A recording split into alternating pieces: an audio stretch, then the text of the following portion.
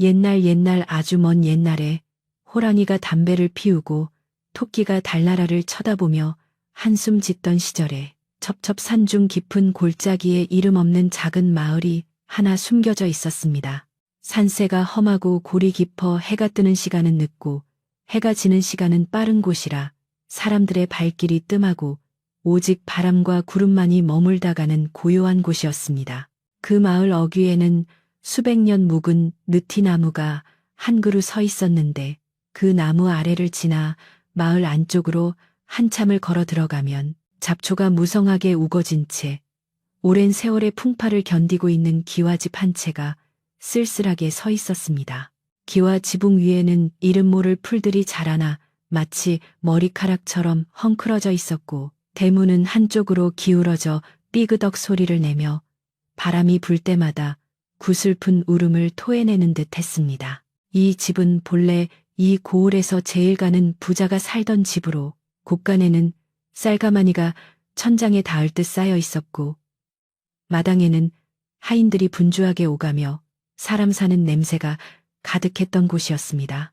그러나 세월의 무상함은 피해 갈 수가 없었는지 10년 전 들이닥친 큰 가뭄과 알 수 없는 우환이 겹치면서 가세는 급격하게 기울기 시작했고 결국 집안 사람들은 뿔뿔이 흩어져 살 길을 찾아 떠나야만 했습니다.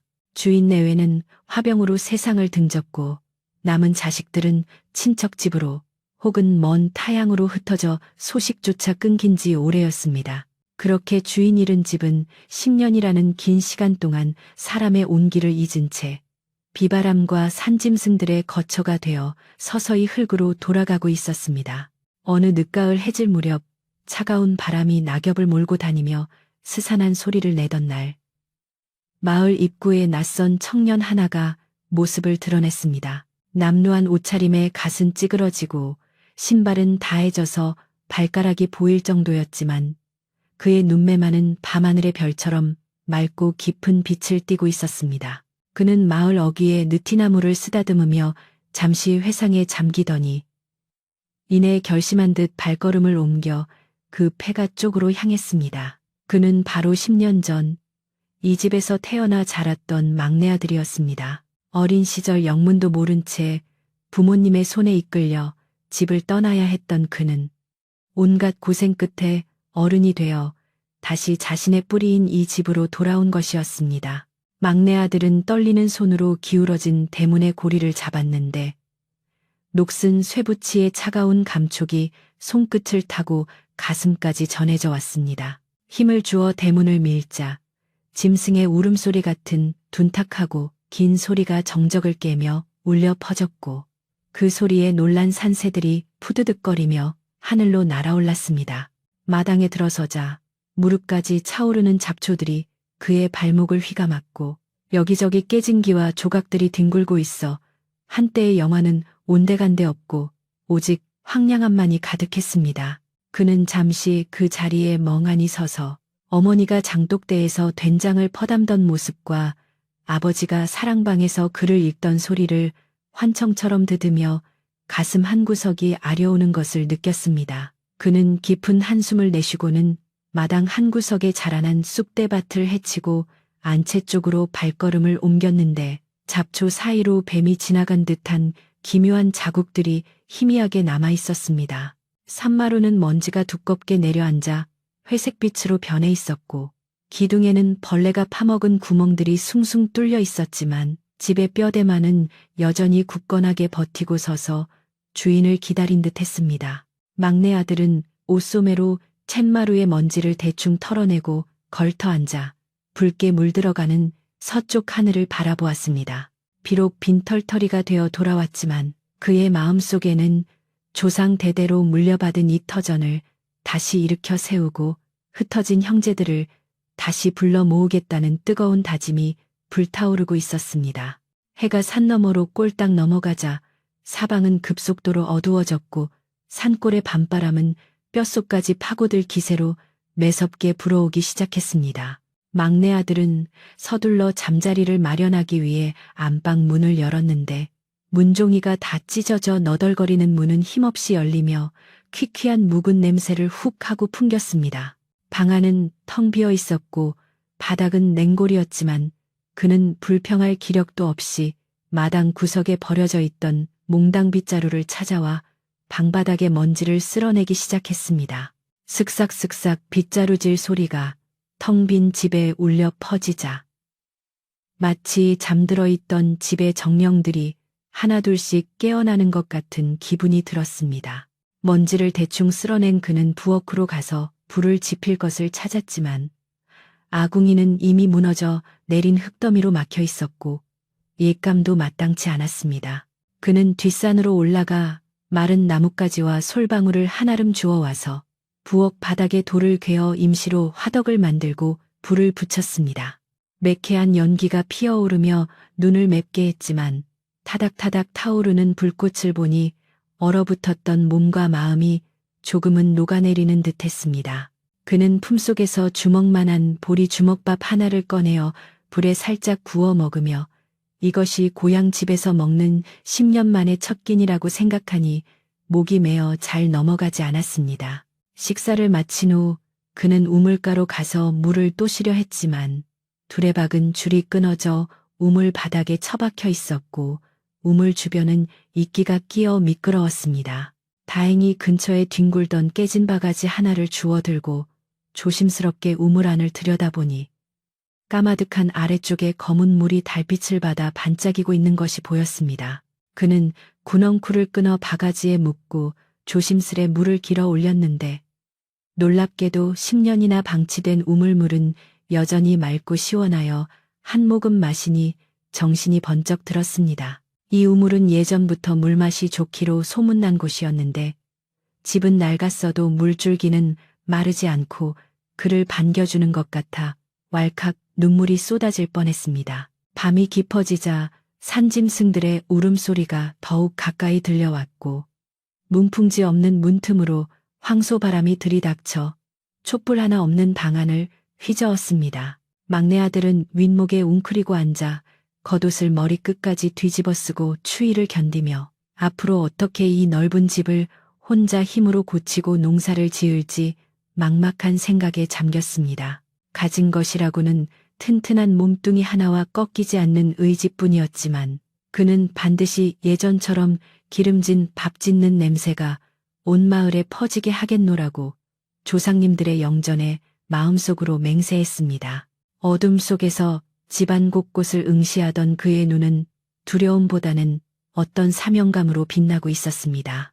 그때 정적을 깨고 마루 밑 어디선가 둔탁하고 묵직한 소리가 들려왔는데 그것은 쥐나 고양이 같은 작은 짐승의 소리가 아니었습니다. 마치 굵은 통나무를 천천히 끌거나 거대한 물체가 바닥을 스치며 지나가는 듯한 소리였는데 스르륵 쿵 스르륵 하는 규칙적인 리듬이 있었습니다. 막내 아들은 숨을 죽이고 귀를 기울였는데 그 소리는 안방 구들장 밑을 지나 대청마루 쪽으로 천천히 이동하고 있었습니다.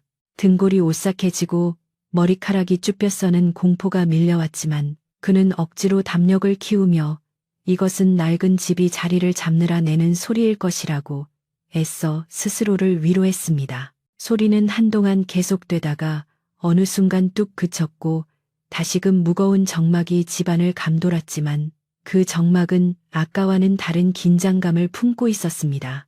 막내 아들은 혹시 산짐승이 들어온 것은 아닌지 걱정이 되어 문틈으로 마당을 내다보았지만 창백한 달빛만이 잡초 우거진 마당을 비추고 있을 뿐 움직이는 것은 아무것도 없었습니다. 하지만 그는 분명히 느낄 수 있었는데 보이지 않는 무언가가 이 집 어딘가에 숨어서 자신을 지켜보고 있다는 묘한 시선을 감지했기 때문입니다.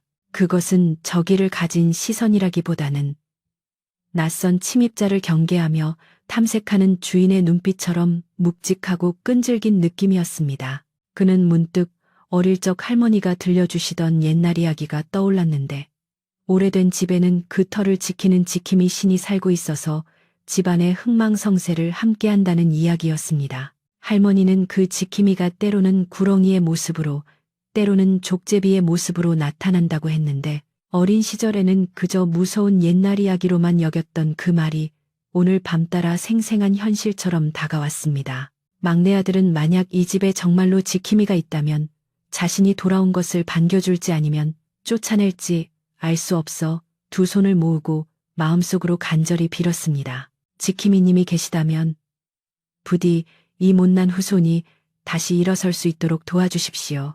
새벽녘이 가까워오자 바람은 조금 잦아들었지만 기온은 더욱 떨어져 입김이 하얗게 서릴 정도가 되었습니다.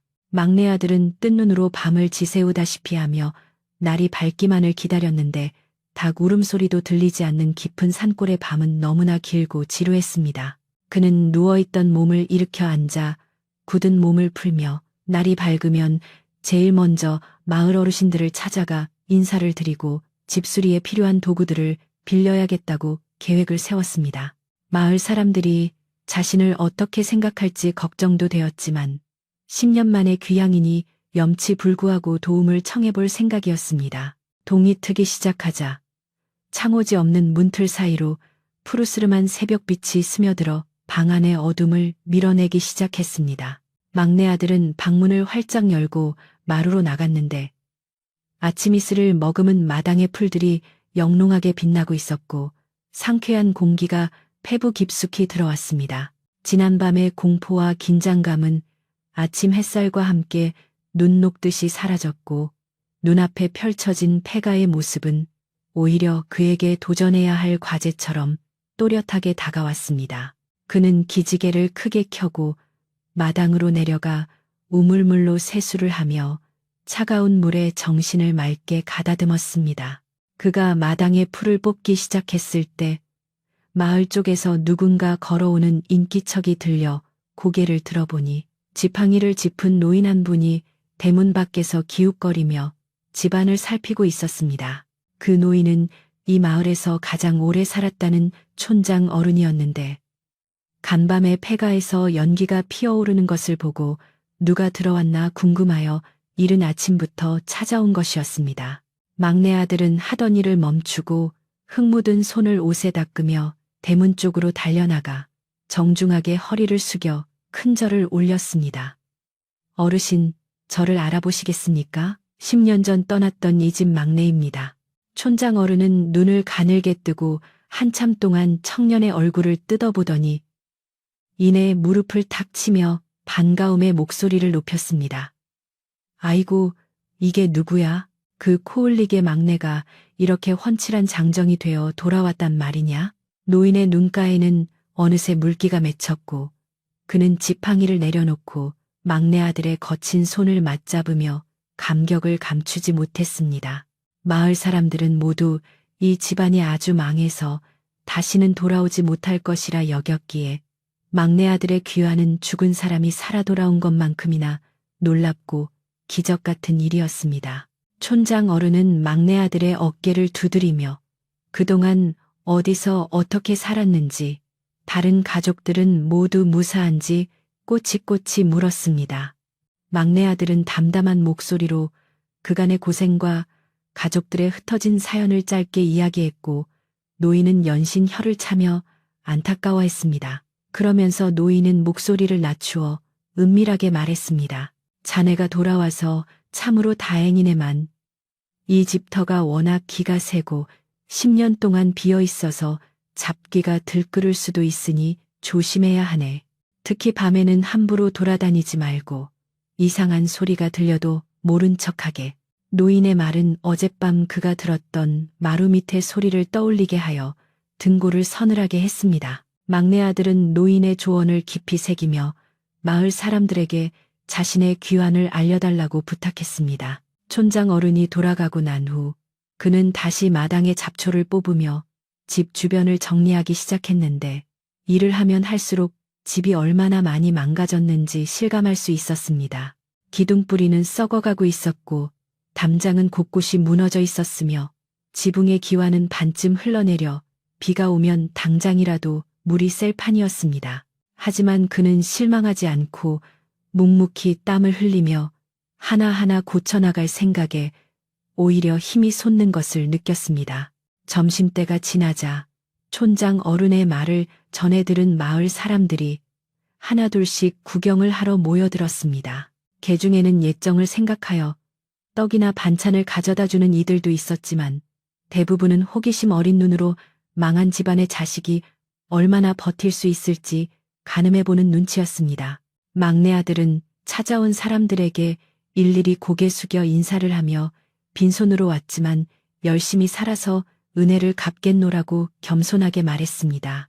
사람들은 그의 됨됨이를 보고는 겉으로는 칭찬했지만 뒤돌아서서는 저런 폐가에서 혼자 어떻게 살겠어, 며칠 못 버티고 도망갈 거야라며 수군거리기도 했습니다.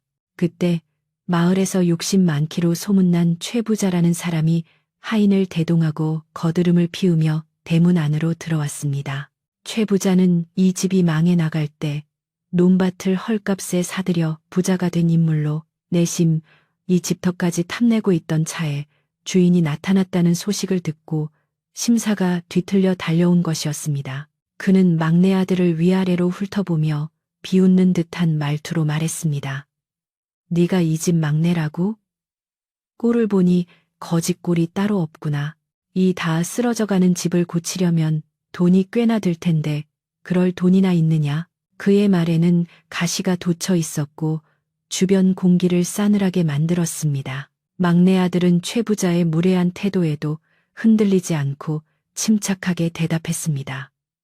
돈은 없지만 튼튼한 몸과 조상님을 모시려는 정성이 있으니 천천히 고쳐나가면 됩니다. 걱정해 주셔서 고맙습니다. 그러자 최 부자는 코웃음을 치며 본색을 드러냈습니다.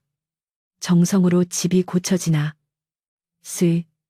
내 너를 생각해서 하는 말인데 고생하지 말고 이 집을 나에게 넘기거라. 내가 섭섭지 않게 쳐줄 테니 그 돈으로 읍내에 나가 장사나 하는 게 낫지 않겠느냐. 그것은 제안이 아니라 사실상의 협박이나 다름없었습니다. 막내 아들은 단호한 표정으로 고개를 저으며 말했습니다. 이 집은 저희 가문의 혼이 서린 곳이라 팔 생각이 없습니다. 아무리 힘들어도 제가 지키고 살겠습니다. 최 부자는 뜻대로 되지 않자 얼굴을 붉히며 언성을 높였습니다. 내 놈이 아직 세상 물정을 모르는구나. 이 흉가에서 밤마다 귀신이 나온다는 소문도 못 들었느냐. 쥐뿔도 없는 놈이 고집만 세 가지고 원.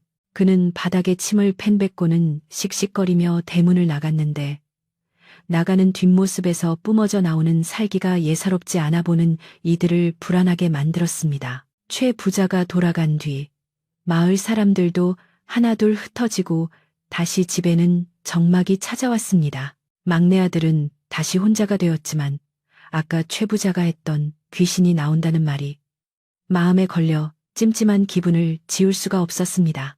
해가 서산으로 기울고 다시 어둠이 밀려오자 낮 동안의 소란스러움은 사라지고 집은 다시금 거대한 입을 벌린 괴물처럼 침묵 속에 잠겼습니다. 그는 부엌 아궁이에 불을 지피며 오늘 밤은 어젯밤보다 더 길고 험난한 밤이 될 것 같은 예감에 몸을 떨었습니다.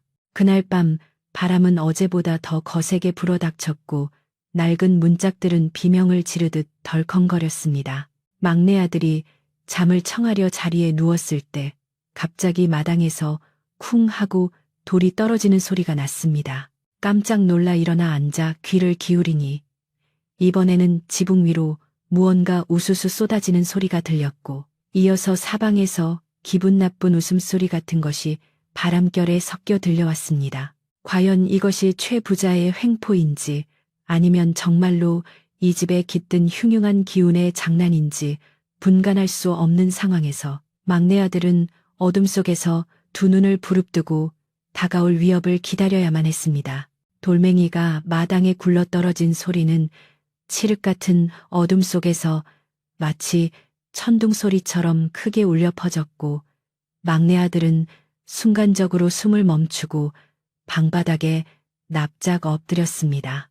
심장이 쿵쾅거리는 소리가 귓가에 들릴 정도로 긴장감이 감돌았지만 그는 문을 벌컥 열고 나갈 용기가 나지 않아 그저 문고리만 꼭 잡고 있었습니다. 밖에서는 칭칭거리는 비열한 웃음소리가 바람소리에 섞여 들려왔는데 그것은 분명 사람이 내는 소리였음에도 불구하고 귀신 소리보다 더 소름 끼치게 느껴졌습니다. 이윽고 또다시 기왓장이 와장창 깨지는 소리가 지붕 위에서 들려오자 그는 이것이 누군가의 장난을 넘어선 명백한 위협임을 깨닫고 이를 악물었습니다. 한참 동안 계속되던 돌팔매질과 괴성은 새벽녘이 되어서야 잠잠해졌고 막내 아들은 뜬 눈으로 밤을 새우며 공포와 분노 사이에서 치를 떨었습니다.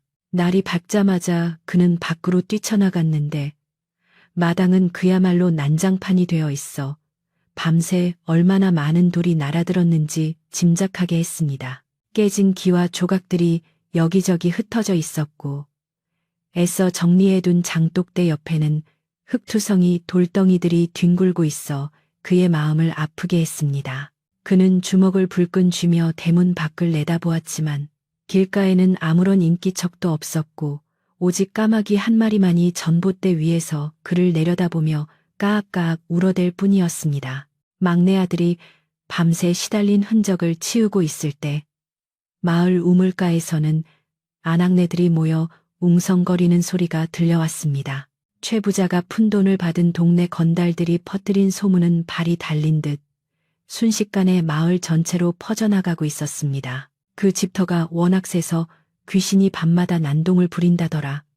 막내 녀석이 돌아오자마자 집안의 애군이 발동했다더라 하는 식의 흉흉한 이야기들이었습니다. 사람들은 겉으로는 막내 아들을 동정하는 척했지만 속으로는 그 흉가 근처에 얼씬도 하지 않으려 했고 아이들에게도 그 집 근처에는 가지 말라고 단단히 일렀습니다. 이 모든 것이 최 부자의 계략임을 짐작한 막내 아들은 억울하고 분한 마음이 들었지만 당장 가서 따질 증거가 없었기에 묵묵히 참아내야만 했습니다. 그는 보란듯이 더 열심히 일하기로 마음먹고 무너진 담장을 보수하기 위해 뒷산에서 돌을 나르기 시작했습니다.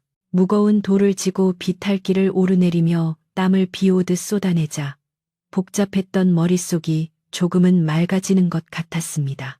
마을 사람들은 멀리서 그 모습을 지켜보며 저러다 병나지 쉽쉽하고 혀를 찼지만 아무도 나서서 그를 도와주려 하지 않았습니다. 점심때가 되어 허기진 배를 채우려 식은 밥을 물에 말아먹고 있는데 대문 밖에서 이리 오너라 하는 거만한 목소리가 들려왔습니다. 숟가락을 놓고 나가보니 최 부자의 집에서 일하는 마름 소작인을 관리하는 사람이 팔짱을 끼고 서 있었습니다. 그는 막내 아들을 깔보는 눈빛으로 쳐다보며 최 부자 어른께서 전하실 말씀이 있어 왔다.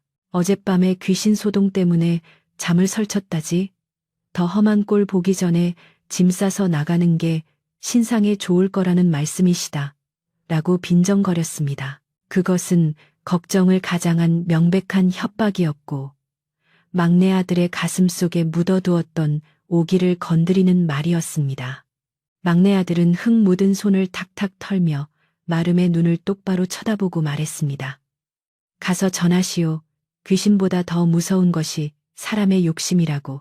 나는 내 집에서 한 발짝도 나가지 않을 것이니 헛된 수고하지 마시라고 말이오. 마름은 그의 당당한 기세에 잠시 주춤하더니 두고 보면 알겠지. 밤길 조심해라.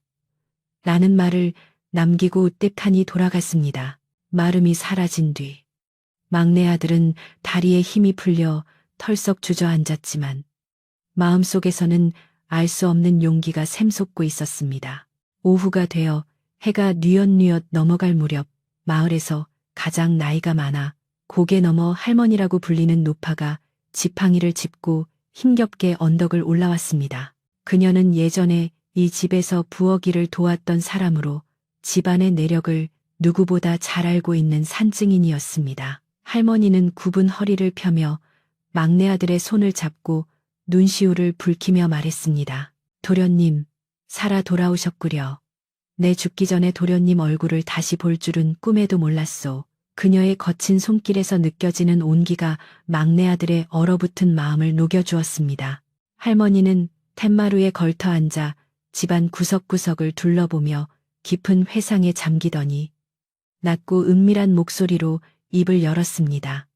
도련님, 내 말을 잘 들으시오. 이 집은 보통 집이 아닙니다. 대개 조부님께서 터를 잡으실 때부터 이 땅을 지키는 업재물을 지키는 신이 함께 살고 있었지요. 막내 아들은 어젯밤 마루 밑에서 들었던 그 묵직한 소리를 떠올리며 귀를 기울였습니다. 할머니는 계속해서 말을 이었습니다. 사람들이 다 떠나고 집이 비었어도 그 주인은 아직 이곳을 떠나지 않았소. 그러니 절대 겁먹지 말고 자리를 지키시오. 그분이 도련님을 지켜줄 겁니다. 막내 아들은 할머니의 말이 무슨 뜻인지 정확히 알 수는 없었지만 막연한 두려움 대신 든든한 지원군을 얻은 듯한 기분이 들었습니다. 할머니, 그 주인이란 게 대체 무엇입니까? 어젯밤에도 마루 밑에서 이상한 소리가 들렸습니다. 하고 묻자 할머니는 검지 손가락을 입술에 대며 쉿, 함부로 말하면 안 돼요. 그저 정성을 다해 모시면 복이 될 것이고 소홀히 하면 화가 될 것이니 밤마다 깨끗한 물 한 그릇 떠놓고 마음을 다해 비시오. 라고 당부했습니다. 할머니는 품속에서 삶은 고구마 몇 개를 꺼내놓고는 해가 지기 전에 돌아가야 한다며 서둘러 자리를 떴습니다. 할머니가 돌아간 뒤 막내 아들은 할머니의 조언대로 정화수 한 그릇을 떠서 장독대 위에 올려놓고 두 손을 모아 절을 올렸습니다. 이 집을 지키는 분이시여 저를 굽어 살펴주시옵소서. 못난 후손이 다시 가문을 일으키려 하오니 부디 도와주시옵소서. 기도를 마치고 나니 마음이 한결 차분해지는 것을 느꼈습니다. 어둠이 내리기 시작하자 그는 방으로 들어와 문단속을 철저히 하고 만약의 사태에 대비해 몽둥이 하나를 머리맡에 두고 자리에 누웠습니다. 그날 밤도 어김없이 바람이 불고 스산한 기운이 감돌았는데 자정이 가까워지자 마을 어귀에서 술 취한 사내들의 고함 소리가 들려오기 시작했습니다. 최 부자가 돈을 주고 사주한 읍내 왈패들이 술 기운을 빌려 행패를 부리러 오는 것이었습니다. 그들은 대문을 발로 차며 이 집 주인 나와라. 귀신이 나온다는데 간도 크지 하며 욕설을 퍼부었고 빈 깡통을 마당으로 던지며 요란한 소음을 만들어냈습니다. 막내 아들은 이불을 뒤집어 쓰고 부들부들 떨었지만 할머니의 말씀을 되새기며 밖으로 나가지 않고 꾹 참았습니다. 왈패들은 반응이 없자 더욱 기고만장하여 담장을 넘으려 시도했는데 그중 한 놈이 담장 위에 올라서서 마당 안으로 뛰어내리려는 순간이었습니다. 갑자기 담장 밑 풀숲에서 쉬익 하는 섬뜩한 소리가 들리더니 무언가 시커먼 물체가 왈패의 발목을 향해 솟구쳐 올랐습니다. 왈패는 기겁을 하며 뒤로 나자빠졌고 으악, 뱀이다. 사람만 한 구렁이다. 하고 비명을 질렀습니다. 밖에서 기다리던 다른 왈패들도 그 소리에 놀라 우왕좌왕하며 혼비백산했습니다.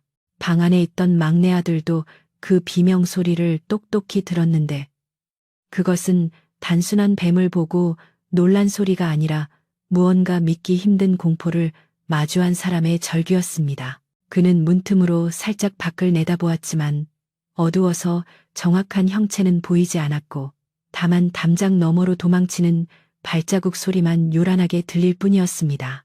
왈패들이 모두 도망치고 난 뒤 마당에는 다시금 무거운 정적이 찾아왔지만 이번 정적은 어제와는 달리 집안을 감싸는 보호막 같은 느낌을 주었습니다. 그때 또다시 마루 밑에서 스르륵, 스르륵 하는 그 묵직한 소리가 들려오기 시작했습니다. 어제보다 더 가깝고 선명하게 들리는 그 소리는 마치 집 전체를 휘감고 도는 듯한 웅장함마저 느껴졌습니다. 막내 아들은 직감적으로 아까 왈패들을 쫓아낸 것이 바로 이 소리의 주인공임을 깨달았습니다. 할머니가 말한 주인이 정말로 존재하며 자신을 해치려는 자들로부터 이 집을 지키고 있다는 사실에 그는 두려움보다는 경이로움을 느꼈습니다. 그는 자리에서 일어나 마루 쪽을 향해 무릎을 꿇고 앉아 보이지 않는 존재에게 감사의 마음을 전했습니다. 다음 날 아침 마을은 간밤의 소동으로 또다시 시끌벅적했습니다. 왈패들이 혼비백산하여 도망친 꼴을 본 마을 사람들이 수군거리기 시작했는데 그 집에 진짜 큰 귀신이 사나봐. 아니야, 구렁이 귀신을 봤다는 놈도 있어라며 소문은 더욱 부풀려졌습니다. 최 부자는 작전이 실패하자 분통을 터뜨리며 마름을 족쳤지만 왈패들이 겁에 질려 다시는 그 집에 가지 않겠다고 버티는 바람에 난처한 상황에 빠졌습니다. 최 부자는 이대로 물러설 수 없다며 이번에는 더 지독한 방법을 쓰기로 마음먹었습니다. 최 부자는 마을 무당을 찾아가 거금을 쥐어주며 구판을 버리자고 제안했습니다. 명분은 마을의 평화를 위협하는 흉가의 귀신을 쫓아낸다는 것이었지만 실제로는 굿을 핑계로 막내 아들의 정신을 쏙 빼놓고 마을 사람들을 선동하여 그를 쫓아내려는 속셈이었습니다. 무당은 최 부자의 돈에 눈이 멀어 흔쾌히 승낙했고 곧장 진과 괭과리를 챙겨들고 요란하게 마을을 돌며 구판을 예고했습니다. 막내 아들은 집안에서 들려오는 굿소식의 불안감을 감출 수 없었습니다. 한편 막내 아들은 집수리에 더욱 박차를 가했습니다. 외부의 위협이 거세질수록 그는 이 집을 포기할 수 없다는 오기가 생겼고 무엇보다 어젯밤 자신을 지켜준 보이지 않는 존재에 대한 믿음이 생겼기 때문입니다. 그는 부서진 아궁이를 흙으로 다시 바르고 찢어진 창호지를 읍내에서 사온 새 종이로 말끔하게 발랐습니다. 창호지 바르는 풀 냄새가 방 안에 은은하게 퍼지자 10년 전 어머니가 문을 바르시던 모습이 떠올라 가슴이 뭉클해졌습니다. 집은 조금씩이나마 예전의 모습을 되찾아가고 있었고 그 과정에서 막내 아들의 마음도 단단하게 여물어갔습니다. 해질 무렵 막내 아들은 뒷마당 텃밭을 일구다가 땅속에서 이상한 것을 발견했습니다. 잡초 뿌리를 캐내던 호미 끝에 딱딱한 것이 걸려 파보니 오래된 기와 조각에 붉은 글씨로 무언가 적혀 있는 부적이었습니다. 글씨는 비바람에 씻겨 알아볼 수 없었지만 누군가 이 집을 해하기 위해 묻어둔 저주의 물건임이 분명해 보였습니다. 그는 소름이 돋았지만 그것을 멀리 던져버리고는 이런 사악한 기운 따위는 조상님의 보살핌을 이길 수 없다고 스스로에게 되뇌었습니다. 최 부자의 사주를 받은 무당이 내일 밤 집 앞마당에서 굿을 버리겠다고 통보해 왔습니다. 마을 사람들은 굿 구경을 할 생각에 들떴지만 고개 넘어 할머니만은 걱정스러운 눈빛으로 막내 아들을 찾아왔습니다. 도련님, 저 무당은 영험한 신을 모시는 게 아니라 돈을 쫓는 잡기를 부리는 자여. 굿판이 벌어지면 집안에 업이 놓아여 큰 사단이 날 수도 있으니 절대 대문을 열어주지 마시오. 할머니의 경고는 단호했고 막내 아들은 비장한 표정으로 고개를 끄덕였습니다. 밤이 깊어지자 집 주변의 공기는 여느 때보다 무겁게 내려앉았습니다. 내일 벌어질 굿판에 대한 걱정과 최 부자의 끈질긴 괴롭힘에 대한 피로감이 몰려왔지만 막내 아들은 쉽게 잠들 수 없었습니다. 그는 마루에 앉아 어두운 마당을 바라보며 자신이 과연 이 거대한 탐욕과 맞서 싸워 이길 수 있을지 자문했습니다. 그때 마당 한가운데에 있는 오래된 감나무 가지가 바람 한 점 없는데도 심하게 흔들리더니 툭 하고 감 하나가 떨어졌습니다. 마치 누군가 그에게 신호를 보내는 것 같았습니다. 막내 아들이 떨어진 감을 주우려 마당으로 내려갔을 때 그는 등 뒤에서 느껴지는 서늘한 시선에 흠칫 놀라 뒤를 돌아보았습니다. 큰 마루 밑 어두운 공간 속에서 푸르스름한 빛 두 개가 자신을 응시하고 있는 것을 발견했습니다. 그것은 고양이의 눈도 올빼미의 눈도 아니었습니다. 깊고 영롱하며 알 수 없는 위험을 품은 그 안광은 막내 아들을 꿰뚫어 보는 듯 했습니다. 그는 본능적으로 그것이 할머니가 말씀하신 업임을, 이 집의 진짜 주인인 구렁이임을 직감했습니다. 구렁이와의 첫 대면은 공포보다는 기묘한 안도감을 주었습니다. 그 푸른 눈빛은 두려워 말라 내가 여기 있다라고 말하는 듯 고요했습니다. 막내 아들은 천천히 허리를 숙여 그 눈빛을 향해 목례를 했고 그러자 그 푸른 빛은 천천히 눈을 깜빡이듯 사라졌다가 다시 나타났습니다. 밖에서는 최 부자의 하인들이 내일 굿판을 준비하느라 뚝딱거리는 소리가 들려왔지만 집안은 구렁이와 막내 아들 사이에 흐르는 무언의 교감으로 인해 세상과 단절된 듯한 신비로운 정적 속에 잠겨 있었습니다. 이윽고 날이 밝아오고 결전의 날이 다가왔습니다. 아침부터 징소리와 꽹과리 소리가 마을 입구에서부터 요란하게 울려 퍼졌고 무당은 화려한 무복을 입고 작두를 타듯 펄쩍펄쩍 뛰며 집 쪽으로 다가오고 있었습니다. 마을 사람들은 굿판 뒤에 숨어 구경을 왔고 최 부자는 의기양양한 표정으로 그 행렬의 맨 앞에 서 있었습니다. 막내 아들은 대문을 굳게 걸어 잠그고 마당 한가운데 서서 몽둥이를 꽉 쥐고 그들이 오는 소리를 들었습니다. 이제 피할 수 없는 싸움이 시작되려 하고 있었고 집안의 기운도 덩달아 요동치기 시작했습니다. 징과 괭과리 소리가 산골 마을의 고요한 아침을 찢어발기듯 울려 퍼졌고 굿판을 버리러 온 무당과 제비들의 행렬은 마치 전쟁터에 나가는 군대처럼 위협적인 기세로 패가 앞마당에 들이닥쳤습니다. 오색천을 펄럭이며 춤을 추는 무당의 모습은 화려하다기보다는 기괴해 보였고 그녀가 내지르는 날카로운 고함 소리는 듣는 이의 고막을 파고들어 정신을 어지럽게 만들었습니다. 마을 사람들은 두려움 반 호기심 반으로 담장 너머에서 그 광경을 지켜보고 있었지만 감히 가까이 다가오지는 못한 채 숨을 죽이고 사태를 관망할 뿐이었습니다. 최 부자는 뒷짐을 지고 거만한 표정으로 대문 앞에 서서 굳게 닫힌 문을 향해 쩌렁쩌렁한 목소리로 소리쳤습니다. 이놈아, 내 놈이 귀신에 홀려 제정신이 아닌 모양인데 내가 너를 살리려고 큰돈을 들여 굿을 하는 것이니 썩 문을 열거라. 방 안에 있던 막내 아들은 귀를 막아도 들려오는 그 소란스러움에 괴로워하며 문고리를 잡은 손에 더욱 힘을 주었습니다. 이것은 단순한 굿이 아니라 자신의 집을 짓밟고 자신을 쫓아내려는 폭력임을 너무나 잘 알고 있었기에 그는 결코 문을 열어줄 생각이 없었습니다. 그는 떨리는 목소리지만 단호하게 외쳤습니다. 내 집에는 귀신이 없소. 있는 것이라고는 조상님의 영혼과 나를 지켜주는 기운뿐이니 썩 물러가시오. 남의 집에 와서 행패를 부리는 당신들이야말로 악귀와 다를 바 없소. 그의 외침은 꽹과리 소리에 묻혀 작게 들렸지만 그 안에 담긴 결기는 담장을 넘어 최 부자의 귀에까지 닿았습니다. 최 부자는 막내 아들의 저항에 얼굴이 불그락 푸르락해지더니 무당에게 눈짓을 보내 더 세게 몰아붙이라고 지시했습니다.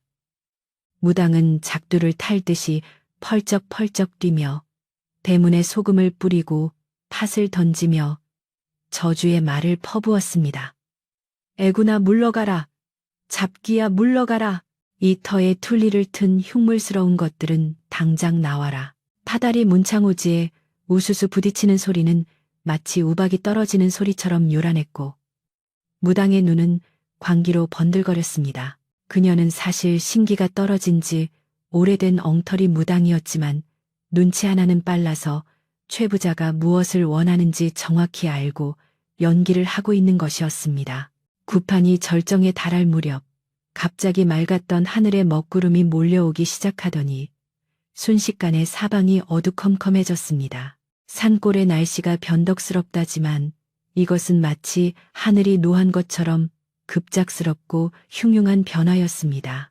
마른 하늘에 날벼락이 치듯 우르릉 쾅 하는 천둥 소리가 머리 위에서 터지자 굿을 하던 제비들도 깜짝 놀라 앞길을 놓칠 뻔했고 구경하던 마을 사람들은 비명을 지르며 웅성거렸습니다. 바람이 회오리치며 마당에 흙먼지를 일으켜 눈을 뜰 수 없게 만들었고 무당이 세워놓은 깃대들이 힘없이 쓰러지며 굿판은 아수라장이 되었습니다.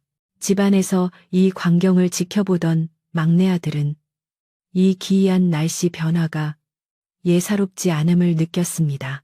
그때 등 뒤에서 무언가 거대한 기척이 느껴져 고개를 돌리니 어제 보았던 그 푸른 안광의 주인공이 마루 밑에서 서서히 밖으로 기어 나오고 있었습니다. 그것은 실로 엄청난 크기의 구렁이였는데 몸통의 굵기가 어른 허벅지만 했고 길이는 끝을 알 수 없을 정도로 길었습니다.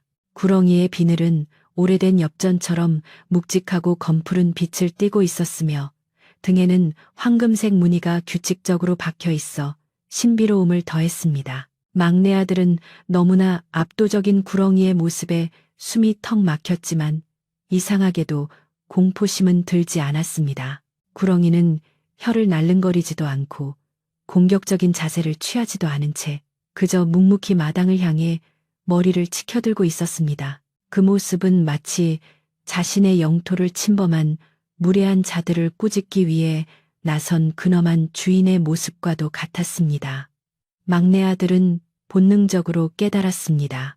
이 구렁이가 바로 할머니가 말씀하신 업신이자 가문이 몰락하고 사람들이 떠난 10년 동안 홀로 이 빈집을 지켜온 진정한 수호자라는 것을 말입니다. 밖에서는 최 부자가 날씨 탓을 하며 악을 쓰고 있었습니다. 이게 다 저 집안에 들이닥친 귀신이 발악을 하는 것이다.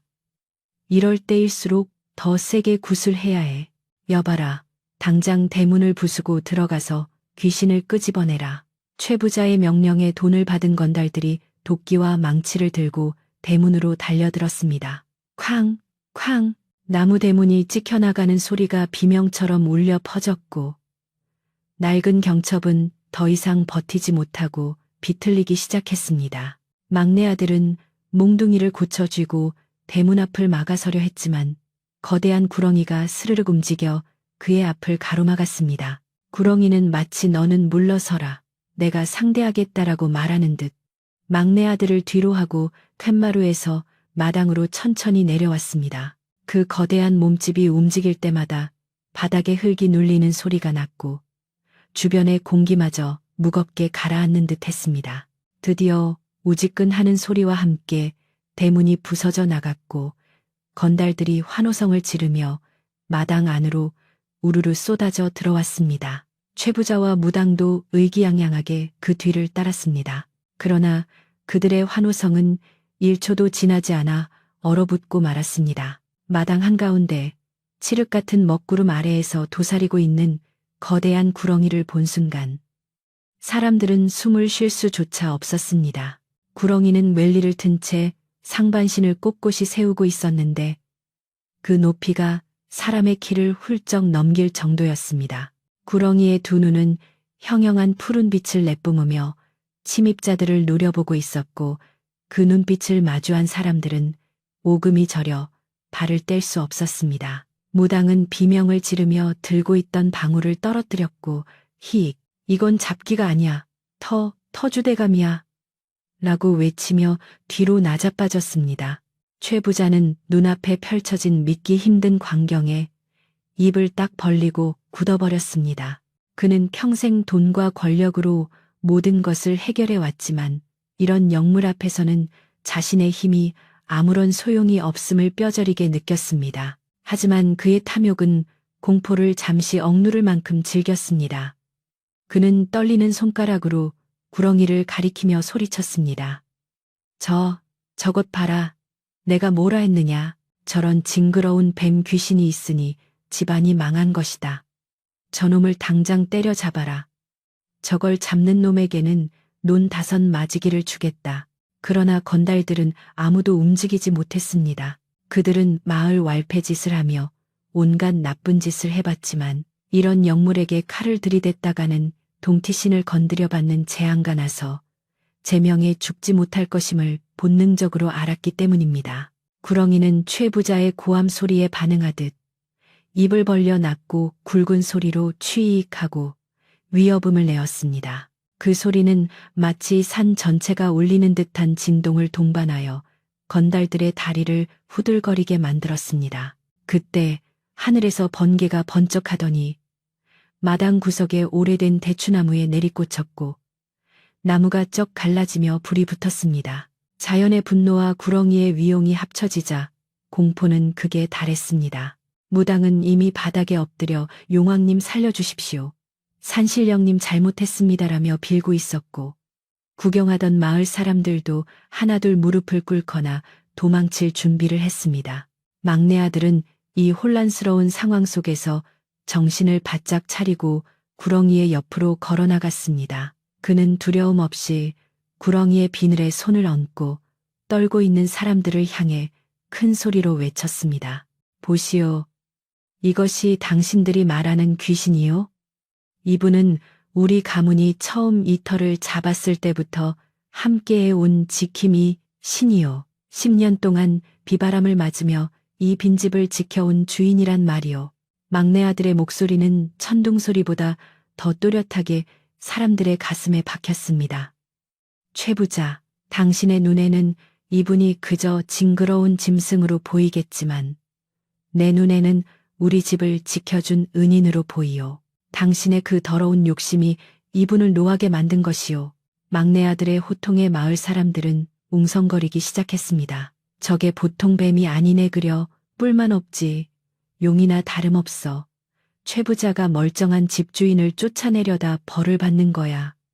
라는 말들이 오고 갔습니다. 여론이 바뀌고 있음을 감지한 최 부자는 당황하여 어쩔 줄을 몰라 했습니다. 그는 억지로 용기를 짜내어 건달들을 재촉했습니다. 뭐 하고들 있어. 저 뱀과 저놈을 한꺼번에 쳐내. 내 돈을 받아먹고도 가만히 있을 테냐. 건달 대장이 마지못해 도끼를 들고 한 발자국 내디뎠을 때였습니다. 구렁이가 갑자기 꼬리를 휘두르며 바닥을 강하게 내리쳤습니다.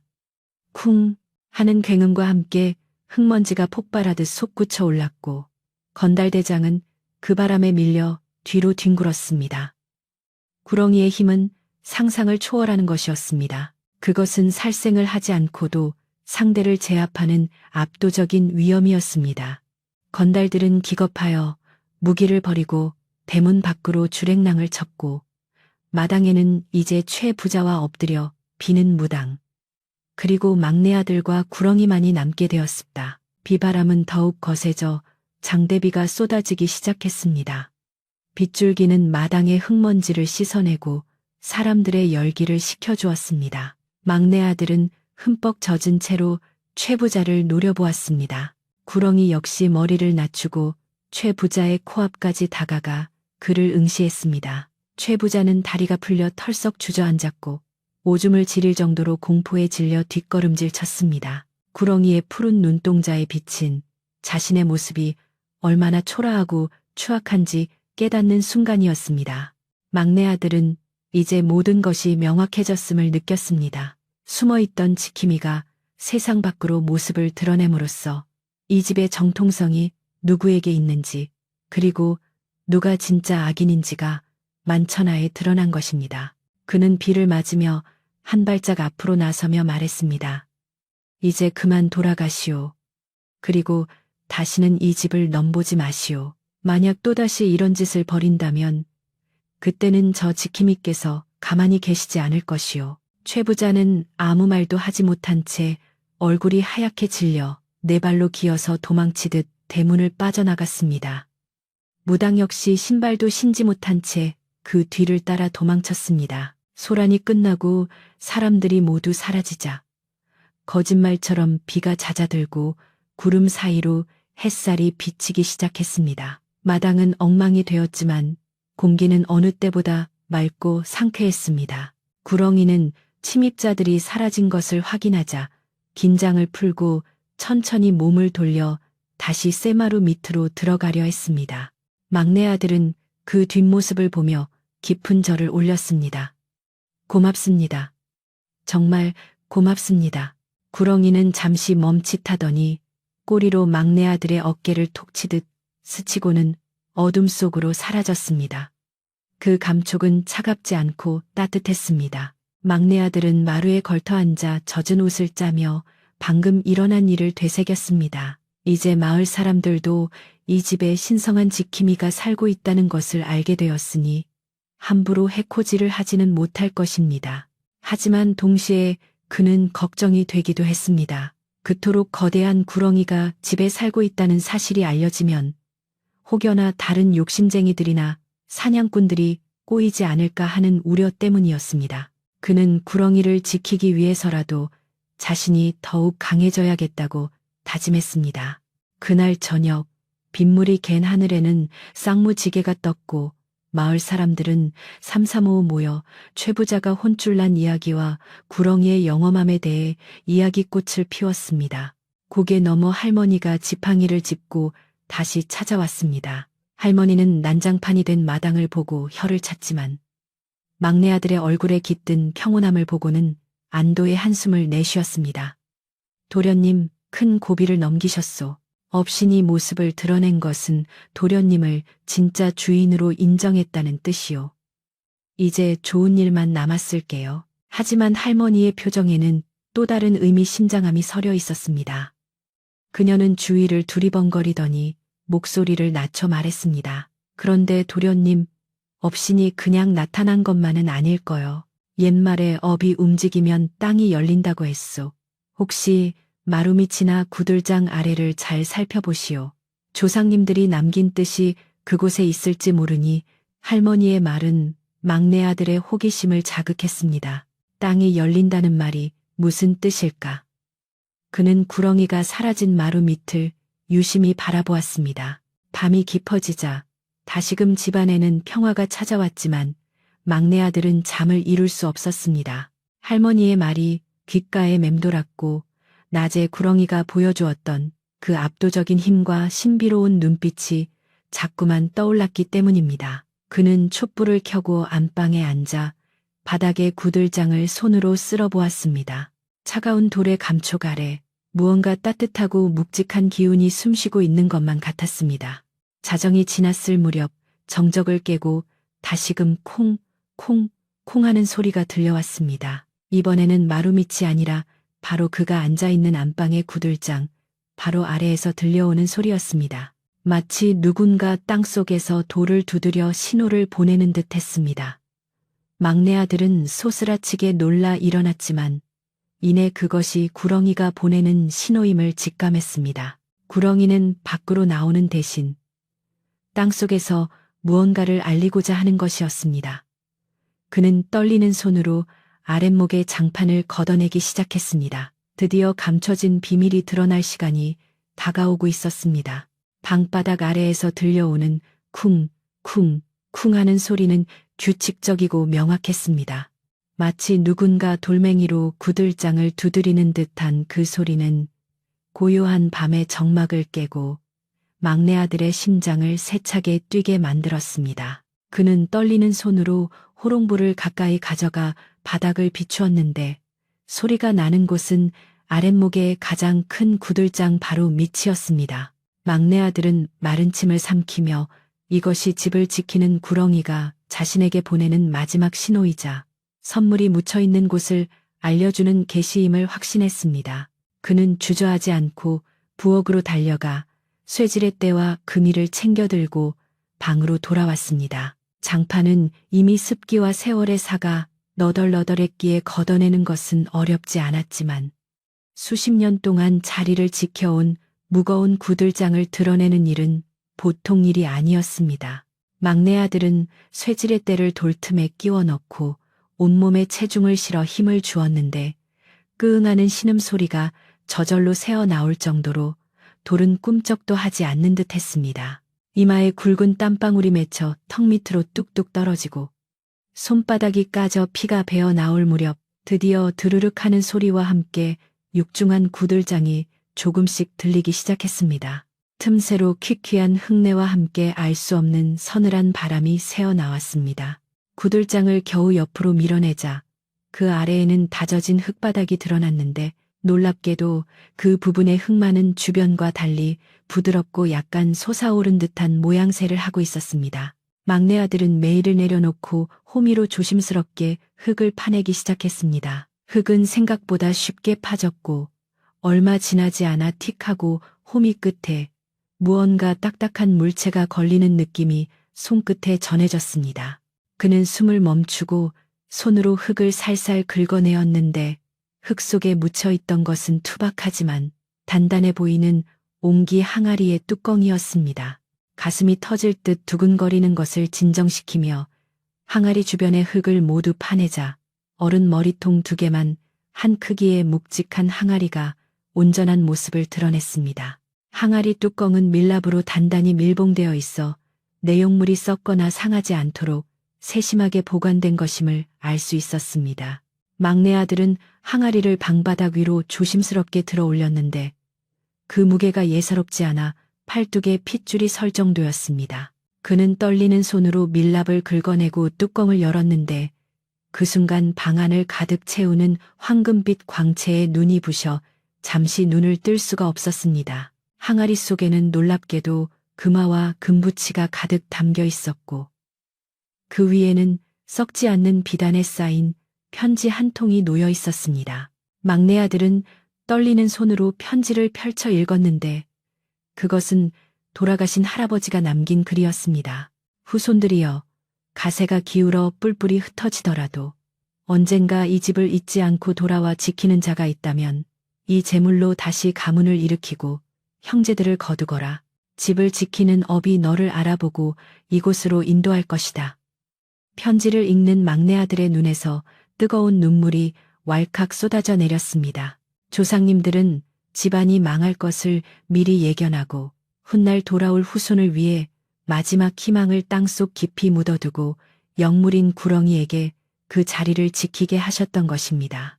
막내 아들은 항아리를 끌어안고 엎드려 통곡했습니다. 지난 10년간 타향에서 겪었던 서러움과 고생, 그리고 폐가에 돌아와 겪었던 두려움과 외로움이 한꺼번에 씻겨 내려가는 듯 했습니다. 그는 창문을 열고 마루 밑을 향해 큰 절을 올리며 외쳤습니다.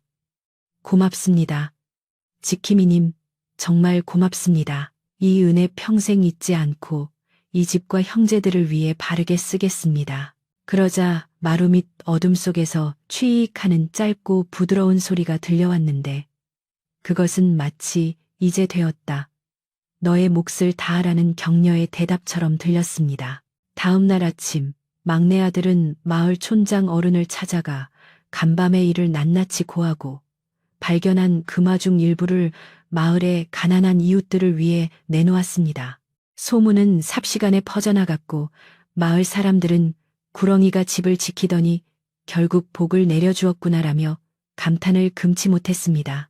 사람들은 이제 그 집을 귀신 나오는 흉가가 아니라 복이 굴러들어온 명당이라 부르며 부러워했습니다. 막내 아들의 진심과 조상의 음덕, 그리고 구렁이의 영험함이 합쳐져 만들어낸 기적 같은 이야기는 마을의 자랑거리가 되었습니다. 한편 최 부자는 이 소식을 듣고 배가 아파서 견딜 수가 없었습니다. 그는 자신이 그토록 탐내던 집터 아래에 금항아리가 묻혀 있었다는 사실에 땅을 치며 후회했지만 이미 버스는 떠난 뒤였습니다. 게다가 구렁이에게 호되게 당한 충격과 마을 사람들의 비난 어린 시선 때문에 그는 시름시름 앓기 시작했습니다. 밤마다 꿈속에 거대한 구렁이가 나타나 자신을 노려보는 통에 잠을 이룰 수 없었던 최 부자는 결국 며칠을 버티지 못하고 짐을 싸서 밤도망을 치듯 마을을 떠나고 말았습니다. 욕심이 과하면 화를 부른다는 옛말이 하나도 틀리지 않음을 보여주는 최후였습니다. 최 부자가 떠나자 마을에는 진정한 평화가 찾아왔습니다. 막내 아들은 금항아리에서 나온 재물을 헛되이 쓰지 않고 가장 먼저 무너져가는 집을 고치는 일에 착수했습니다. 그는 마을 사람들을 일꾼으로 고용하고 넉넉한 품갰을 주어 그들의 생계에도 도움을 주었습니다. 사람들은 신이 나서 일을 했고 영차 하는 활기찬 소리가 매일같이 담장을 넘어 울려 퍼졌습니다. 썩은 기둥은 새 나무로 교체되고 깨진 기와는 윤기 흐르는 새 기와로 바뀌었으며 잡초밭이었던 마당은 정갈한 화단과 텃밭으로 변모해 갔습니다. 집수리가 한창 진행되던 어느 날 막내 아들은 목수에게 부탁하여 마루 밑에 구렁이가 편안하게 지낼 수 있는 작은 굴을 만들어 주었습니다. 그리고 매일 아침 저녁으로 그 앞에 맑은 물과 맛있는 음식을 차려놓는 것을 잊지 않았습니다. 구렁이는 낮에는 거의 모습을 드러내지 않았지만 밤이 되면 가끔 마당을 산책하며 집이 변해가는 모습을 지켜보는 듯 했습니다. 막내 아들은 일하다가도 가끔 마루 밑을 보며 미소를 지었고 이제 구렁이는 공포의 대상이 아닌 가족과도 같은 존재가 되어 있었습니다. 집의 뼈대가 갖춰지고 지붕이 덮이자 막내 아들은 읍내 지물포에 가서 최고급 창호지를 사다가 정성스럽게 문을 발랐습니다. 풀먹인 하얀 창호지가 팽팽하게 당겨지자 방 안은 한결 환하고 아늑해졌습니다. 그는 아궁이에 장작을 가득 넣고 불을 지폈는데 굴뚝으로 하얀 연기가 모락모락 피어오르는 모습은 마치 이 집이 다시 숨을 쉬기 시작했음을 알리는 신호탄과도 같았습니다. 따뜻한 온기가 구들장을 타고 방바닥으로 퍼지자 오랫동안 배어있던 냉기와 곰팡이 냄새가 사라지고 향긋한 나무 냄새와 흙내음이 공간을 채웠습니다. 막내 아들은 집이 어느 정도 정리되자 전국 각지로 흩어진 형제들에게 편지를 썼습니다. 형님, 누님, 제가 고향 집을 되찾고 다시 일으켜 세웠습니다. 조상님의 음덕으로 살 길도 마련해 두었으니 하던 고생 멈추고 어서 고향으로 돌아오십시오. 그는 붓을 든 손에 정성을 꾹꾹 눌러 담아 한자 한자 써 내려갔습니다. 편지를 붙이고 돌아오는 길, 그의 발걸음은 날아갈 듯 가벼웠습니다. 곧 있으면 그리운 가족들이 이 마당을 가득 채울 것이라는 희망이 그의 가슴을 벅차오르게 했습니다. 며칠 후 촌장 어른이 떡과 술을 가지고 찾아와 집들이 겸잔치를 벌이자고 제안했습니다. 막내 아들은 흔쾌히 수락하고 돼지를 잡고 전을 부쳐 마을 사람들을 초대했습니다. 마당에 멍석이 깔리고 잔치상이 차려지자 온 동네 사람들이 모여들어 먹고 마시며 축하의 인사를 건넸습니다. 자네가 해낼 줄 알았네. 이 집안이 다시 일어서니 우리 마을에도 좋은 일이 생길 것 같아. 사람들의 덕담 속에 웃음꽃이 피어났고 지난날의 오해와 갈등은 술잔 속에 녹아 사라졌습니다. 잔치가 무르익을 무렵 고개 넘어 할머니가 막내 아들을 조용히 불렀습니다. 도련님, 이제 다 되었소.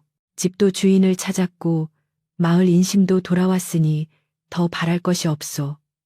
하지만 잊지 마시오.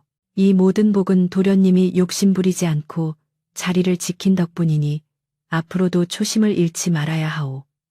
막내 아들은 할머니의 두 손을 꼭 잡고 고개를 끄덕였습니다. 명심하겠습니다, 할머니. 이 집은 저 혼자만의 것이 아니라 조상님과 지킴이 그리고 우리 가족 모두의 것임을 잊지 않겠습니다. 밤이 깊어 사람들이 모두 돌아가고 막내 아들은 홀로 마루에 앉아 밤하늘을 올려다보았습니다. 둥근 보름달이 환하게 떠서 기와 지붕을 비추고 있었고 굴뚝에서 나오는 연기는 달빛을 받아 은색 구름처럼 피어오르고 있었습니다. 그는 따뜻하게 데워진 안방으로 들어가 이불을 펴고 누웠습니다. 10년 만에 처음으로 불안함도 추위도 없이 오직 평온함만이 가득한 잠자리에 든 것입니다. 등 뒤가 따뜻해지자 스르르 눈꺼풀이 무거워졌습니다. 그때 마루 밑에서 스르륵 하는 소리가 작게 들려왔습니다. 예전 같으면 놀라서 깼을 그 소리가 이제는 자장가처럼 편안하게 들렸습니다. 구렁이도 오늘 밤 잔치가 흡족했는지 기분 좋게 자리를 고쳐 눕는 모양이었습니다. 막내 아들은 입가에 옅은 미소를 띠며 중얼거렸습니다. 편히 주무십시오. 내일은 형님들이 오실지도 모릅니다. 집은 이제 완벽하게 준비되었습니다. 곳간에는 쌀이 채워졌고 아궁이에는 불씨가 살아있으며 마당에는 사람의 온기가 감돌고 있었습니다.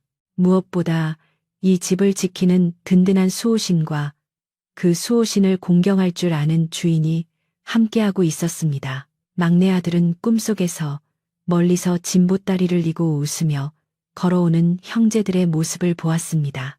꿈은 곧 현실이 될 것이었고 그 기다림조차 행복한 시간이었습니다. 바람이 불어와 풍경을 댕그랑 울렸지만 그 소리는 더 이상 처량하지 않고 맑고 경쾌하게 밤 공기를 갈랐습니다. 막내 아들은 깊은 잠에 빠져들었고 그의 숨소리는 규칙적이고 평화로웠습니다. 밖에서는 풀벌레들이 합창을 하며 가을밤의 정취를 더해주었습니다. 버려졌던 폐가는 이제 마을에서 가장 따뜻하고 빛나는 집이 되어 어둠을 밝히고 있었습니다. 모든 것이 제자리를 찾았고 이제 남은 것은 흩어졌던 핏줄들이 다시 하나로 뭉치는 감동의 순간뿐이었습니다. 어느덧 차가운 늦가을 바람이 지나가고 하얀 눈이 소복이 쌓이는 겨울이 찾아왔지만 막내 아들이 지키고 있는 기와집은 그 어느 때보다 따뜻하고 훈훈한 기운이 감돌고 있었습니다. 새로 바른 문풍지는 황소바람을 빈틈없이 막아주었고 아궁이에서 타오르는 장작불은 구들장을 뜨끈뜨끈하게 데워 방바닥에 엉덩이를 붙이면 뗄 수 없을 정도로 아늑했습니다. 막내 아들은 매일 아침 마당에 쌓인 눈을 쓸어 길을 내고 굴뚝에서 피어오르는 연기를 보며 형제들이 돌아올 날만을 손꼽아 기다렸습니다. 마을 사람들도 이제는 이 집 앞을 지날 때마다 복이 굴러들어온 집이라며 부러운 눈길을 보냈고 가끔은 지나는 길손들이 들러 물 한 모금 얻어 마시고 가기를 청할 정도로 집은 활기를 되찾았습니다. 그러던 어느 날 한방눈이 펑펑 쏟아져 온 세상을 하얗게 뒤덮던 저녁 무렵이었습니다. 대문 밖에서 누군가 눈을 밟는 뽀득 뽀득하는 소리가 들리더니 조심스럽게 대문을 두드리는 소리가 났습니다. 막내 아들이 뛰어나가 문을 열어보니 낡은 속옷을 입고 보찜을 맨 중년 사내가 추위에 떨며 서 있었는데 그는 바로 10년 전 헤어졌던 큰형님이었습니다. 형님은 수염이 덥수룩하고 얼굴에는 고생한 주름이 가득했지만 막내 아들은 한눈에 형님을 알아보고 와락 껴안았습니다. 형님, 드디어 오셨군요. 제가 얼마나 기다렸는지 모릅니다. 두 형제는 눈 내리는 마당에서 서로를 부둥켜 안고 뜨거운 눈물을 흘렸는데 그 눈물이 떨어져 바닥에 쌓인 눈을 녹일 정도였습니다. 큰형님은 방 안으로 들어와 따뜻한 아랫목에 앉아서도 믿기지 않는다는 듯 집안 여기저기를 둘러보았습니다. 내 평생 다시는 이 집에 돌아오지 못할 줄 알았는데 네가 이리도 훌륭하게 지켜냈다니 꿈만 같구나. 형님은 타양사리에 서름을 털어놓으며 자신이 장남으로서 집을 지키지 못하고 도망치듯 떠났던 것에 대해 깊이 사과했습니다. 막내 아들은 형님의 손을 꼭 잡으며 형님 탓이 아닙니다. 시절이 수상하여 어쩔 수 없었던 일이지요. 이제라도 돌아오셨으니 다행입니다. 라고 위로했습니다. 형제는 밤이 새도록 그동안 못다한 이야기를 나누며 웃고 울었고 방 안의 호롱불은 그들의 이야기를 듣는 듯 밤새도록 흔들림 없이 타올랐습니다. 며칠 뒤 이번에는 누님과 매영 그리고 조카들이 줄지어 찾아왔습니다. 막내 아들이 보낸 편지를 받고 먼 길을 한달음에 달려온 그들은 몰라보게 달라진 집의 모습에 입을 다물지 못했습니다. 아이들은 마당을 뛰어다니며 눈사람을 만들고 누님은 부엌으로 들어가 소매를 걷어붙이고 밥을 짓기 시작했습니다. 오랫동안 적막강산이었던 부엌에서 도마질 소리와 달그락거리는 그릇 소리가 들려오자 집은 비로소 사람 사는 냄새로 가득 차게 되었습니다. 막내 아들은 조카들을 무등 태우고 마당을 돌며 어린 시절 자신이 아버지의 등에서 느꼈던 그 따뜻함을 다시금 떠올렸습니다. 이제 그는 혼자가 아니었고 이 집은 든든한 가족들의 울타리가 되어주고 있었습니다. 가족들이 모두 모인 날 저녁, 막내 아들은 곳간에서 가장 좋은 쌀을 꺼내고 그 망아리에 제물로 사온 소고기를 듬뿍 넣어 국을 끓이게 했습니다. 안방에는 온 가족이 둘러앉았는데 밥상 위에는 김이 모락모락 나는 하얀 쌀밥과 기름진 고깃국, 그리고 각종 나물 반찬이 푸짐하게 차려졌습니다. 10년 만에 한자리에 모인 가족들은 서로의 얼굴을 바라보며 감격에 젖어 숟가락을 들 생각조차 하지 못했습니다. 큰형님이 먼저 숟가락을 들며 자, 많이들 먹자. 우리 막내가 차려준 밥상이니 감사히 먹자 라고 말하자 그제야 다들 훌쩍이며 밥을 먹기 시작했습니다. 입안 가득 퍼지는 밥알의 달콤함과 국물의 구수함은 그 어떤 산의 진미와도 바꿀 수 없는 고향의 맛이었습니다. 식사가 끝나고 배가 부르자 가족들은 둘러앉아 막내 아들에게 그동안 있었던 일을 자세히 묻기 시작했습니다. 막내 아들은 폐가에 처음 도착했을 때의 막막함부터 최부자의 횡포, 그리고 구렁이와의 만남과 그 망아리를 발견하게 된 경위까지 하나도 빠짐없이 이야기해 주었습니다. 구렁이가 나타나 왈패들을 물리치고 굿판을 뒤집어 엎었다는 대목에서는 조카들이 눈을 동그랗게 뜨고 탄성을 질렀고 마루 밑을 파서 그 망아리를 찾았다는 부분에서는 형님과 누님이 놀라움에 입을 다물지 못했습니다. 이야기는 마치 전설 속의 영웅담처럼 들렸지만 그것은 모두 이 집에서 일어난 생생한 현실이었습니다. 이야기를 다 들은 큰형님은 잠시 침묵하더니 정색을 하고 막내 아들에게 절을 하려 했습니다. 깜짝 놀란 막내 아들이 형님을 말리자 큰형님은 아니다. 나이는 내가 많지만 이 집을 지키고 가문을 살린 것은 너이니 네가 진정한 이 집의 가장이다라고 말했습니다. 누님 역시 눈물을 훔치며 네 덕분에 우리가 낯선 땅에서 떠돌지 않고 고향의 뼈를 묻을 수 있게 되었다며 고마워했습니다. 막내 아들은 형제들의 칭찬에 얼굴을 붉히며 이 모든 것은 조상님과 집을 지켜준 업신의 덕분입니다. 우리는 그저 그 뜻을 이어받아 잘 살면 되는 것입니다. 라고 겸손하게 대답했습니다. 그날 밤 막내 아들은 가족들을 이끌고 마루 밑으로 가서 정화수 한 그릇과 쇠고기 산적 한 접시를 내려놓았습니다. 지킴이님, 제 형제들이 다 돌아왔습니다. 앞으로도 우리 가족이 화목하게 살 수 있도록 지켜봐 주십시오. 가족들도 모두 함께 머리를 조아려 보이지 않는 수호신에게 감사를 표했습니다. 그러자 마루 밑 깊은 곳에서 스르륵 탁 하는 꼬리치는 소리가 들려왔는데 가족들은 이제 그 소리가 무섭지 않고 오히려 든든하고 친근하게 느껴졌습니다.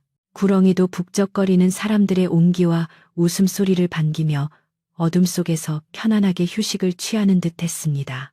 겨울이 지나고 얼음이 녹아 개울물이 졸졸 흐르는 봄이 찾아오자 집안은 농사 준비로 분주해졌습니다. 막내 아들은 형님과 함께 소를 몰고 밭을 갈았고 누님과 조카들은 텃밭에 상추와 고추 모종을 심었습니다. 황무지였던 땅은 다시금 기름진 옥토로 변해갔고 뿌리는 씨앗마다 싹이 튼튼하게 돋아나 풍년을 예고했습니다. 마을 사람들도 이들의 부지런함에 감탄하며 농사일이 바쁠 때면 서로 품앗이를 해주며 정을 나누었습니다. 옛날 부잣집 도련님들이라 일은 못할 거라던 편견은 사라지고 그들은 진정한 농사꾼이자 마을의 일원으로 인정받게 되었습니다. 특히 막내 아들은 마을의 대소사를 챙기며 어려운 이웃을 돕는데 앞장섰습니다. 금항아리에서 나온 재물로 마을 회관을 고쳐주고 가뭄이 들면 자신의 우물을 개방하여 마을 사람들이 물을 길어갈 수 있도록 했습니다. 사람들은 그를 젊은 촌장이라 부르며 따랐고 마을에 드슨 일이 생기면 제일 먼저 그를 찾아와 상의하곤 했습니다. 최부자가 떠난 자리는 막내 아들의 덕망으로 채워졌고 마을은 예전보다 훨씬 더 인심 좋고 살기 좋은 곳으로 변모해 갔습니다. 욕심으로 쌓은 부는 모래성처럼 무너지지만 덕으로 쌓은 신망은 바위처럼 단단하다는 것을 모두가 깨닫게 되었습니다. 어느 맑은 봄날 막내 아들은 형님과 함께 대청마루에 앉아 따뜻한 볕을 쬐고 있었습니다. 마당에는 조카들이 강아지와 함께 뛰어놀고 담장 밑에는 노란 개나리가 활짝 피어 봄 기운을 더해 주었습니다. 형님은 막내 아들에게 막걸리 한 잔을 따라주며 말했습니다. 이복의 동생, 10년 전 우리가 이 집을 떠날 때만 해도 이런 날이 올 줄은 상상도 못했네. 자네가 아니었으면 우리는 영영 고향을 잃어버린 채 살았을 걸세. 막내 아들은 술잔을 받아들고 웃으며 대답했습니다. 형님, 집이라는 게 참 묘합니다. 사람이 집을 지키는 것 같지만 사실은 집이 사람을 지켜주는 것 같습니다. 우리가 이 터를 버리지 않으니 터도 우리를 버리지 않은 것이지요. 그때 마당 한구석의 장독대 옆에서 굵은 구렁이 한 마리가 스르르 기어나와 햇볕을 쬐는 모습이 보였습니다. 조카들이 와, 뱀이다 하고 소리쳤지만 아무도 돌을 던지거나 놀라 도망가지 않았습니다. 형님은 아이들에게 저분은 우리 집을 지켜주는 할아버지 같은 분이란다. 놀라게 하지 말고 조용히 지켜보렴 하고 타일렀습니다. 구렁이는 잠시 혀를 날름거리며 평화로운 집안 풍경을 감상하듯 머리를 들고 있다가 아이들의 웃음소리를 뒤로하고 천천히 다시 캔마루 밑으로 사라졌습니다. 사람과 영물이 한 울타리 안에서 서로를 해치지 않고 공존하는 모습은 이 집이 얼마나 평화롭고 기운이 좋은 곳인지를 보여주는 증거였습니다. 세월은 유수와 같이 흘러 막내 아들도 어느덧 머리에 서리가 내린 중년이 되었습니다. 그동안 집안은 더욱 번성하여 곳간은 늘 가득 차 있었고 자손들도 번창하여 명절이면 집안이 발 디딜 틈 없이 북적거렸습니다. 하지만 그는 변함없이 매일 아침 일찍 일어나 집안을 청소하고 마루 밑에 정화수를 떠놓는 일을 게을리하지 않았습니다. 그는 자식들에게 항상 강조했습니다. 재물은 있다가도 없는 것이지만 마음의 중심을 잡고 근본을 잃지 않으면 어떤 어려움도 이겨낼 수 있다. 이 집은 우리만의 것이 아니라 우리를 지켜주는 모든 존재들과 함께 사는 곳임을 명심해라. 어느 추석날 밤 휘영청 밝은 보름달이 마을을 비추고 귀뚜라미 소리가 정겹게 들려오는 시각이었습니다. 온 가족이 모여 송편을 빚고 덕담을 나누다 잠자리에 든 늦은 밤, 막내 아들은 홀로 마루에 나와 앉았습니다. 달빛을 받은 마당의 풀잎들이 은구슬처럼 반짝이고 멀리서 들려오는 개 짖는 소리가 고즈넉함을 더했습니다.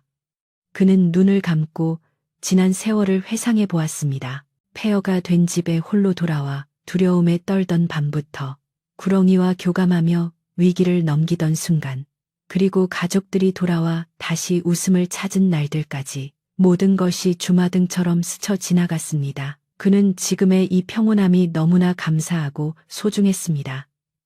바람이 불어와 그의 옷깃을 스치고 지나갔지만 그것은 더 이상 춥고 매서운 바람이 아니었습니다. 그 바람 속에는 흙냄새, 풀냄새, 그리고 사람 냄새가 섞여 있어 마음을 편안하게 해주었습니다. 그는 문득 마루 밑을 향해 조용히 말을 건넸습니다. 지킴이님, 보고 계십니까? 당신이 지켜준 덕분에 우리가 이렇게 행복하게 살고 있습니다. 앞으로도 이 평화가 영원하기를 빌어주십시오. 대답은 없었지만 마루 밑에서 느껴지는 따뜻한 기운이 그의 말에 동의하고 있음을 알 수 있었습니다. 그는 자리에서 일어나 방으로 들어가려다 잠시 멈춰서서 달빛 아래 고요히 잠든 기와집의 전경을 눈에 담았습니다. 튼튼한 기둥, 날렵한 처마, 단단한 담장, 이 모든 것이 하나의 생명체처럼 숨쉬고 있었습니다. 잃어버릴 뻔했던 고향, 잊혀질 뻔했던 가족, 사라질 뻔했던 이야기들이 이 집 안에서 다시 생명을 얻어 펄떡이고 있었습니다. 그는 흐뭇한 미소를 지으며 방문을 열었습니다. 방 안에서는 사랑하는 가족들의 고른 숨소리가 들려왔고 아랫목은 여전히 따뜻했습니다. 막내 아들은 가족들 틈에 누워 이불을 목까지 덮었습니다. 몸이 노곤해지면서 기분 좋은 졸음이 밀려왔습니다. 내일 아침에는 일찍 일어나 뒷산에 올라가 밤을 주워야겠다고 생각하며 그는 서서히 꿈나라로 빠져들었습니다. 꿈속에서도 그는 이 따뜻한 집의 마루에 앉아 있었고 거대한 구렁이는 그의 곁에서 칼리를 틀고 편안하게 잠들어 있었습니다. 세상 모든 근심 걱정이 사라진 더할 나위 없이 완벽하고 평화로운 밤이었습니다. 옛 이야기는 여기서 끝이 납니다. 허름한 패가도 주인의 정성이 닿으면 궁궐보다 빛나는 보금자리가 되고 미물이라도 진심으로 대하면 은혜를 갚는 법이라는 것을 이 이야기는 전해주고 있습니다. 오늘 밤 여러분의 잠자리도 막내 아들의 따뜻한 아랫목처럼 포근하고 여러분의 꿈도 그 망아리보다 더 빛나는 꿈이기를 바랍니다. 창밖에는 밤바람이 자장가처럼 불어오고 달님도 여러분을 지켜보고 있습니다. 이제 무거운 눈꺼풀을 내리고 편안하게, 아주 편안하게 깊은 잠에 드십시오. 이야기 주머니가 이제 비었습니다. 준비한 5마당의 이야기가 모두 끝났습니다. 구렁이가 지켜준 옛집에서 흩어졌던 가족들이 다시 모여 오순도순 행복하게 살았다는 소식처럼 여러분의 마음속에도 따뜻한 평화가 깃들기를 바랍니다. 긴 이야기 들어주셔서 고맙습니다. 이제 등잔불을 끄고 편안하게 잠드실 시간입니다. 안녕히 주무세요. 좋은 꿈 꾸십시오.